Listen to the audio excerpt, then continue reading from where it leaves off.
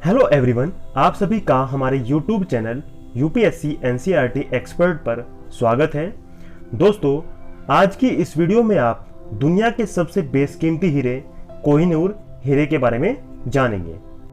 आपको इस वीडियो के माध्यम से पता लगेगा कि पुरानी कहानियों में इस हीरे का क्या जिक्र मिलता है, कैसे इसका गोलकुंडा की जो खाने हैं वहाँ पर उद्गम हुआ, फिर किस प्रकार से ये दिल्ली सल्तनत पहुँचा, दिल्ली सल्तनत के बाद ये मुग़ल सल्तनत पहुँचा, उसके बाद दोस्तों ये सेंट्रल एशिया पहुँचता है, सेंट्रल एशिया के बाद एक बार फिर से भारत लौटता है और भारत लौटने के बाद ये ब्रिटेन पहुँचता है। तो इसके दोस्तों ये हीरा इसलिए महत्वपूर्ण नहीं है कि यह बेशकीमती है, साथ ही साथ ये इसलिए भी इम्पोर्टेंट है क्योंकि इसने कई राजाओं को राजा बनते देखा है, कई शासक को वो समाप्त होते देखा है।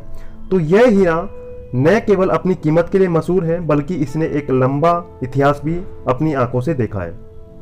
और आगे बढ़ने से पहले अगर आपने हमारे चैनल को अभी तक सब्सक्राइब नहीं किया तो सब्सक्राइब कर लीजिए, साथ ही साथ वीडियो को लाइक शेयर करना मत भूलिएगा, कमेंट करना मत भूलिएगा। और दोस्तों, लाइक शेयर कमेंट के साथ साथ अगर आपने बेल आइकन को अभी तक नहीं दबाया है तो बेल आइकन को भी जरूर दबाइए ताकि आपको आने वाली वीडियो की अपडेट समय से मिलती रहे। ठीक है, तो चलिए आज की इस वीडियो को शुरुआत करते हैं और जानते हैं कि इस हीरे का क्या क्या इतिहास रहा है। दोस्तों, सबसे पहले हम जानते हैं कोहिनूर हीरे के संबंध में प्राचीन मान्यताएं क्या हैं, प्राचीन हिंदू कथाओं में इसके बारे में हमें क्या जानकारी मिलती है। दोस्तों, आप सभी को मालूम होगा कि यह हीरा न केवल भारत का अपितु पूरे संसार का सबसे बेशकीमती हीरा है। इससे अधिक महंगा और कीमती हीरा आज तक पूरी दुनिया में कोई नहीं है। तो चूंकि हमारी जो प्राचीन मान्यताएं हैं उनके अनुसार इसका नाम सेमतंक मणि था। ठीक है, और साथ ही साथ जो पुरानी कहानियां हैं वो इसे श्री कृष्ण तक ले जाती हैं। वहां पर बताया गया है कि भगवान श्री कृष्ण ने स्वयं यह मणि जामवंत से ली थी। ठीक है, जिसकी पुत्री जामवंती के बाद में श्री कृष्ण के साथ विवाह भी हुआ था। ठीक है, तो इस प्रकार से ये पुरानी कहानी है और एक स्टोरी है। और साथ ही साथ फिर बाद में इसके बारे में बताया गया है कि यह जो मणि थी यह भगवान सूर्य से कर्ण को मिली थी, उसके बाद फिर ये अर्जुन को मिली थी, अर्जुन के बाद ये युधिष्ठिर को मिली थी, उसके बाद यह मणि सम्राट अशोक, हर्ष और चंद्रगुप्त के पास आई थी। ठीक है, अर्थात उनको प्राप्त हुई थी।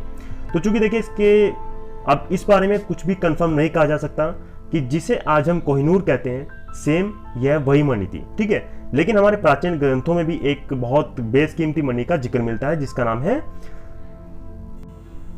सेमतक मणि। ठीक है, तो दोस्तों ये भी प्राचीन टाइम पर एक बेशकीमती मणि थी जिसका बार बार हमें जिक्र मिलता है। तो कुछ लोगों का मानना है, कुछ इतिहासकारों का मानना है कि ये सेम वही मणि थी जिसे बाद में कोहिनूर का नाम दिया गया। ठीक है, लेकिन अब हम जानते हैं कि एक्चुअल में इसकी शुरुआत कहाँ से होती है। जो हमें एक्चुअल इतिहास मिलता है वो इस मणि की या फिर इस हीरे की शुरुआत कहाँ से हमें बताता है। तो चलिए जानते हैं। दोस्तों, अगर इस हीरे के सबसे प्रामाणिक स्रोत की बात की जाए तो इसकी हमें जानकारी मिलती है। जो ऐतिहासिक जानकारी है वो ये कहती है कि यह हीरा आज का जो आंध्र प्रदेश है वहाँ पर जो गोलकुंडा की खाने हैं जहाँ से हमें हीरे और भी मिलते हैं वहीं से इसे निकाला गया था। ठीक है, और अगर इसके लिखित एविडेंस की बात करें तो इसके उल्लेख की बात करें तो हमें जानकारी मिलती है अलाउद्दीन खिलजी के समय में, जो कि दिल्ली सल्तनत का एक शक्तिशाली सुल्तान हुआ। दोस्तों, इसके बारे में बताया जाता है कि जब दिल्ली सल्तनत ने अपनी सीमाओं का विस्तार किया तो उसने कुछ उत्तर में सैनिक अभियान किए और साथ ही साथ कुछ सैनिक अभियान दक्षिण भारत में किए थे। तो जब उसके सेनापति मलिक काफूर ने या मलिक काफूर के नेतृत्व में उसने दक्षिण भारत में सैन्य अभियान किए तो वहीं पर इनका सामना दक्षिण भारत के या फिर वारंगल के जो काकतीय राजा थे उनके साथ हुआ, जहां पर जो काकतियों का नेतृत्व कर रहा था वो था प्रताप रुद्र देव। ठीक है, और अलाउद्दीन की खिलजी की तरफ से जो उसकी सेना का नेतृत्व कर रहा था तो वो उसका सेनापति मलिक काफूर था। तो दोस्तों, इस युद्ध में जब अलाउद्दीन की विजय प्राप्त हुई या अलाउद्दीन को विजय मिली, विजय प्राप्ति के फलस्वरूप मलिक काफूर तेलंगाना की राजधानी पहुंचा। वहां पर इसने इस हीरे को लूट स्वरूप प्राप्त किया। तो इस प्रकार से जो हमें पहली बार जानकारी मिलती है वो यहाँ पर हमें कोहिनूर की जानकारी मिलती है। लेकिन दोस्तों, एक बात आपको याद रखनी होगी, अभी तक इसे नाम कोहिनूर नहीं दिया गया। कोहिनूर नाम इसे बहुत बाद में मिला। ठीक है, अब हम इसका सफर जानते हैं कि कैसे कैसे कहाँ से कहाँ तक पहुंचा। ठीक है, और साथ ही साथ दोस्तों ये हीरा काफ़ी इंपॉर्टेंट है, न केवल अपनी कीमत के लिए, साथ ही साथ इसने कई राजाओं की भविष्य तय किया। ठीक है, अब देखिएगा किस प्रकार से इतिहास बताता है। तो पहली बार यहाँ पर दिल्ली सल्तनत में पहुंचा। दिल्ली सल्तनत के बाद हमें कुछ इसका इतिहास थोड़ा धुंधला दिखाई देता है, क्योंकि बताया जाता है कि यहाँ पर ये कुछ छोटे छोटे राजाओं के पास पहुंचा, ठीक है।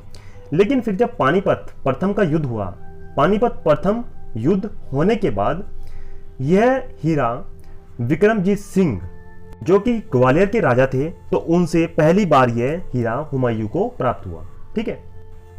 और दोस्तों जब ये हुमायूं को मिला था तब भी इसके बारे में बताया गया है कि इसका वजन 320 रत्ती के बराबर था, ठीक है। अर्थात इसकी कीमत उस समय भी इतनी थी कि संपूर्ण विश्व को, पूरी दुनिया को 2.5 दिन भोजन कराया जा सकता था। अर्थात ये हीरा उस समय भी इतना कीमती था कि पूरी दुनिया इसकी कीमत के बदले में 2.5 दिन तक भोजन कर सकती थी, ठीक है। तो आप समझ चुके होंगे कि यह हीरा कितना महत्वपूर्ण है और कितना कीमती है। तो इस प्रकार से यह जो हीरा है पहली बार मुगलों के पास पहुंचा। अब देखो दोस्तों, मुगलों के पास पहुंच चुका है, लेकिन उन्होंने, अगर हम अकबर को भी देखें तो अकबर ने कभी भी इस हीरे को अपने पास नहीं रखा है, ठीक है। साथ ही साथ अगर हम बाबर और हुमायूं की बात करें तो बाबर और हुमायूं ने इस हीरे का जिक्र किया है। उनकी जो आत्मकथाएं लिखी गई है वहां पर भी इस हीरे के उद्गम का, अर्थात जहां से निकला, किस प्रकार से ये हीरे की कुछ जानकारी हमें मिलती है, ठीक है। अब अकबर ने तो इसे अपने पास तक नहीं रखा, ठीक है। लेकिन दोस्तों शाहजहां ने पहली बार इस हीरे को अपने मयूर सिंहासन, जिसे तख्ते ताउस भी बोला गया है, जो कि अपने टाइम पर मुगलों के लिए सबसे बेशकीमती था, तो उसमें इसे जड़वाया था, ठीक है। और दोस्तों शाहजहां के बाद लगातार जितने भी मुगल शासक हुए उन सब ने इस हीरे को अपनी सजावट के रूप में या फिर अपने लिए प्रयोग किया, ठीक है। लेकिन दोस्तों जब मुगल कमजोर पड़ते हैं और 1739 में यहाँ पर एक विदेशी का आक्रमण होता है, नादिर शाह। तो नादिर शाह ने भी जब आक्रमण किया दिल्ली सल्तनत पर, इसे उसने बुरी तरह लूटा और यहाँ से काफ़ी धन दौलत लूटा।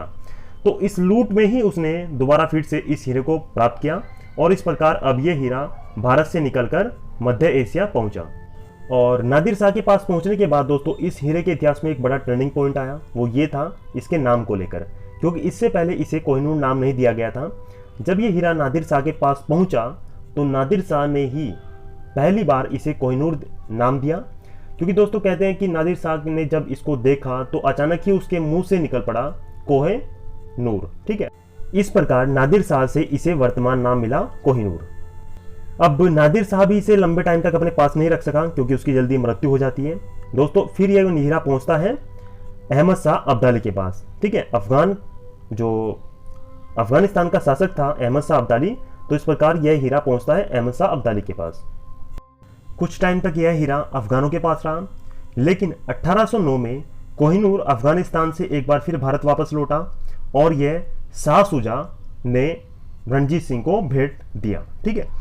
लेकिन दोस्तों यह बहुत ज़्यादा दिन तक भारत में नहीं रहा, क्योंकि भारत एक तरह से मुगलों जो ब्रिटिश कंपनी थी उसके अधीन होता रहा, ठीक है। जो ब्रिटिश कंपनी थी वो अपना यहाँ पर शासन बढ़ाती जा रही थी, और साथ ही साथ रणजीत सिंह काफ़ी लंबे टाइम तक कभी भी अंग्रेजों के विरोध में नहीं गए। तो इस प्रकार 1839 में दलीप सिंह से, जब दलीप सिंह पराजित हो गए, तो उन्होंने यह हीरा अंग्रेज गवर्नर जनरल लॉर्ड डलहौजी को भेंट किया और लॉर्ड डलहौजी ने इसे महारानी को भेंट किया। तो इस प्रकार दोस्तों आज के टाइम पर जहाँ पर यह हीरा है, ये हीरा आज के टाइम पर ब्रिटेन में है, और इस प्रकार से यह महारानी के पास पहुँचते ही तब से लेकर आज तक ब्रिटेन के अंतर्गत ही है, ठीक है। कहते हैं कि वर्तमान समय में इसको 3 भागों में डिवाइड किया गया है। एक टुकड़ा इसका ब्रिटिश म्यूजियम में रखा गया है, जबकि 2 टुकड़े ये जो आप अपनी स्क्रीन पर ताज देख रहे हैं यहाँ पर इसमें लगाए गए हैं, ठीक है। तो ये था कोहिनूर हीरे का इतिहास कि किस प्रकार से इसका जन्म भारत में हुआ, और कई बार इसका जिक्र प्राचीन जो हमारी पौराणिक कहानियाँ होती हैं, ठीक है, महाभारत है, वहाँ पर इसका जिक्र मिलता है। लेकिन दोस्तों जो इसका ऐतिहासिक आधार है वो मध्यकाल से शुरू होता है, और मध्यकाल के बाद मैंने आपको सभी प्रकार से बता दिया है कि किस प्रकार से ये गोलकुंडा की जो खाने हैं वहाँ पर इसका जन्म हुआ, ठीक है, वहाँ से निकाला गया। फिर ये कैसे कैसे, ठीक है, दिल्ली सल्तनत में पहुँचा, फिर मुगलों के पास पहुँचा, मुगलों के ताज में ये लंबे टाइम तक रहा, ठीक है, जो उनका मयूर सिंहासन था। उसके बाद जब नादिर शाह आया तो नादिर शाह के पास पहुँचा, फिर अब्दाली के पास पहुँचा, अब्दाली के पास से फिर दोबारा रणजीत सिंह के पास पहुँचा, और रणजीत सिंह ने इसको डलहौजी को दिया।